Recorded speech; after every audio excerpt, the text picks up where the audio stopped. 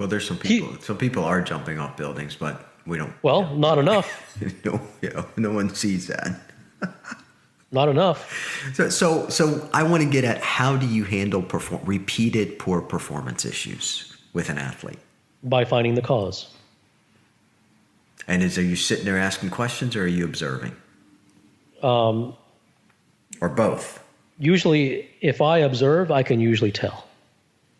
Even if it's a sport that you don't routinely pay attention it doesn't have nothing. That's commonly. Hence the swimming coach, right? Yeah, nothing. Yeah, I don't.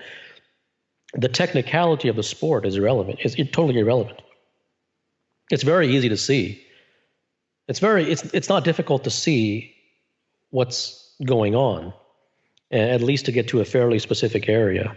And then from there, when you need input from the individual, then you really painstakingly go into his mind and you ask questions that turn his mind inside out.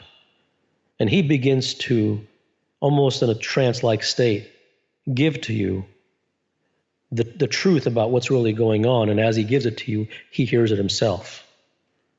Now, what are you going to do with that, right? What are you going to put that on the bulletin board? That isn't how people think. So most of these things that I say are like way out there. Because they're so wildly divorced from convention. They're not even the same zip code.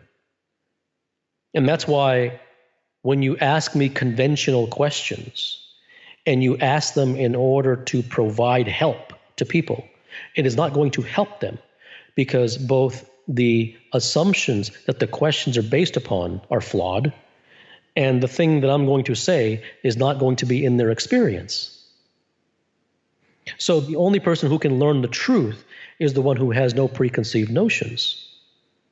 He doesn't walk in saying, since I know there has to be a team meeting, okay, that's a given. I'm not getting rid of that. Now, holding that firmly in place, tell me what you would say in a team meeting. I would say no. Well, there's no team meeting. Forget the assumptions. I'm not saying I wouldn't have a team meeting. I'm not saying I would have a team meeting.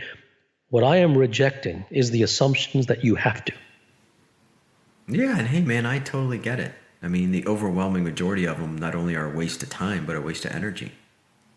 Well, if that was true, then why do you have group meetings?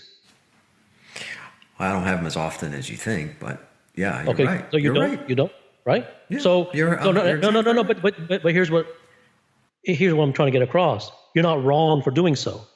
I am saying that I am putting your words back on you, right? So if you say that most of them are a waste of time, and yet you still have them, that doesn't mean that you're a hypocrite. Not at all. It's not about the doing. It's not about the action. It is that if you really believed that they were a waste of time, then you wouldn't be having them. So the point is not that you're wrong for doing it, or that you are not following your own advice, all that nonsense. It is the very fact that you do means that you believe that they're worthy.